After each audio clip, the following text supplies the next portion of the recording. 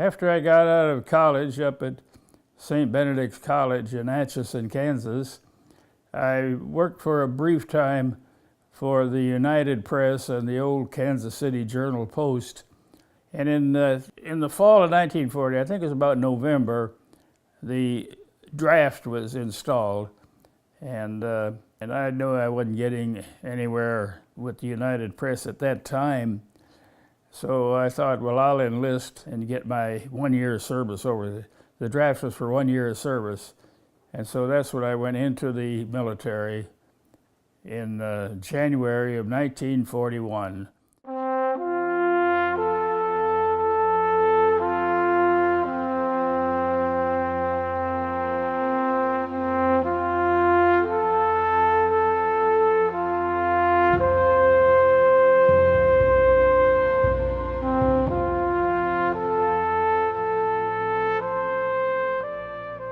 When I enlisted, signed some papers up at Leavenworth. One of those papers that I signed was an application to transfer to the United States Army Air Forces.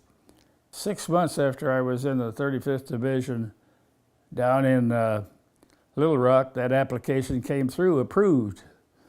I did not realize it at the time, but I had enlisted for 1 year of service, but that enlistment in the Air Forces was for a 3-year term. Not that it made any difference, because this was in July of 1941, and of course Pearl Harbor was in December, and the first order that the military put out was there'll be no more separations. All separations are canceled and everybody is in for the duration. And I got out 5 years later.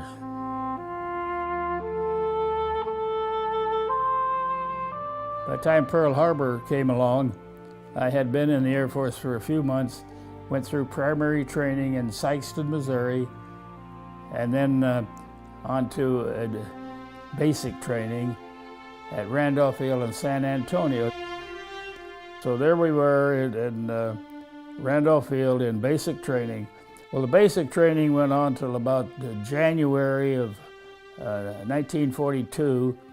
We graduated, were commissioned as officers, second lieutenant officers at Brooksfield in March of 1942.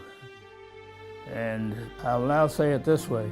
I and my wife was transferred from San Antonio to Biggs Field at El Paso, Texas. I met my wife while I was a cadet at Randolph Field.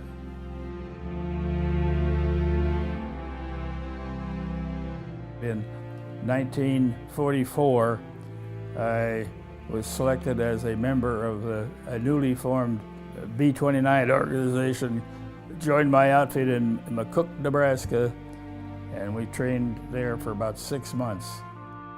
In January of 1945, our outfit was completely transferred to the island of Tinian in the Marianas Islands.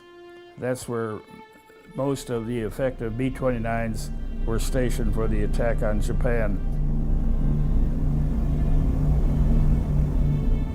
At nighttime, we primarily dropped incendiary bombs, fire bombs. And I'll tell you, we were, I'd say, dismayed. Well, you can't fly that low. 5,000 feet, they'll kill us. And there were a lot of last letters written home to be sent in case, and I wrote one. Well, after the first mission or two, not only was the mission highly successful, but they were a lot safer too. So I tore that last letter up. My combat record consists basically, I split it almost 3 ways. High altitude, high explosive missions, incendiary missions, and 10 mining missions. We'd flown our assigned number missions. Over there in the 20th Air Force, there was 35 assigned missions. Our 35th mission, after we'd been flying about 6 months, take off on August the 5th, and the target was Racine, Korea.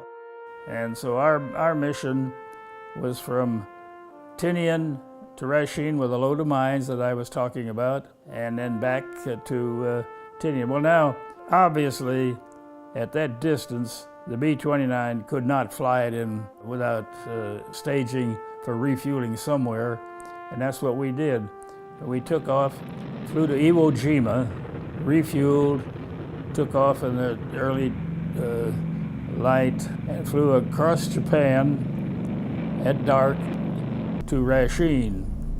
After we dropped our mines at Rasheen, we turned around to return, and we returned back the same way we had come from Rasheen across Japan in the middle of the night, landed Iwo Jima early in the morning, refueled. We were flying back home to Tinian, and we had just finished our 35th mission. Everybody was happy. Anyway, as we were coming back from Iwo Jima, we were listening to the radio, and suddenly it says, the radio command says, and the Air Force has just announced that they have dropped a big bomb on Hiroshima that is going to end the war. Silence, and the whole crowd. What did he say? So we immediately asked each other, what did he say? Hiroshima? Where's Hiroshima? Didn't know. Here, the navigator looked up. He says, here it is. He says, we got within 50, 75 miles of it both ways. So that was our introduction to atom bombs and Hiroshima.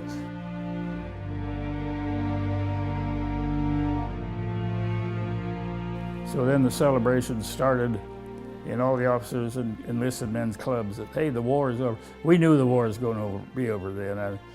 Actually, it took another atom bomb and another couple of weeks before the Japanese Emperor Hirohito finally declared that the war is over. But after that first one was dropped at Hiroshima, they were pretty well assured that the war was going to be over in a hurry.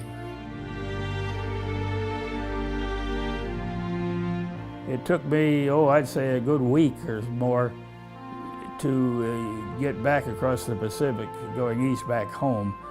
And I didn't get back to San Francisco until the middle of August at least, and the war was over then.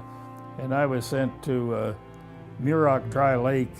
That was my assignment, Muroc Dry Lake, Edwards Air Force Base, and had to leave at home. And then I was discharged, and the official date of my discharge was not until January 10th or something like that, because I had some unexpired leave that I had never taken. But I was out of uniform in October 1945, and the war was over.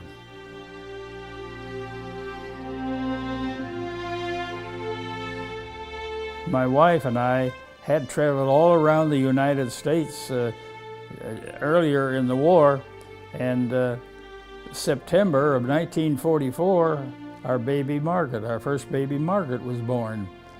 That was the baby I was coming home to, Margaret and my wife June in San Antonio.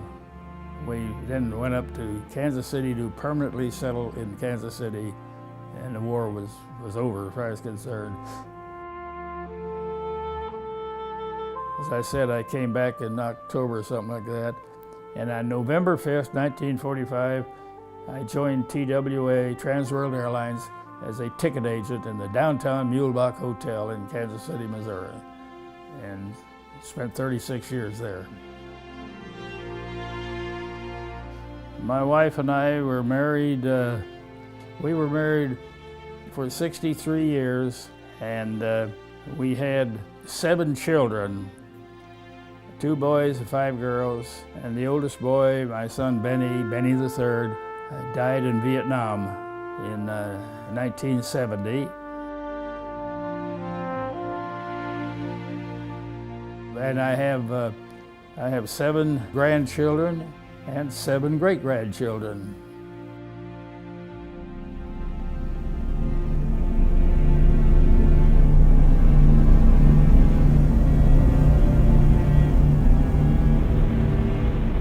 When there is something that has to be done, well, you've got to do it. I guess that's the definition of courage. doing something that has to be done even if you don't want to do it. In World War II, there were 16 million soldiers in uniform, and practically every one of them had that same attitude. As far as I'm concerned, they're all heroes. They all had the courage. You know, my brother Bill served in World War II as a bombardier on a B-17. He was shot down twice. Behind his own lines, got wounded, got the Purple Heart, went in the hospital for a week. He came out, he went back to flying his missions. They don't make them like that anymore.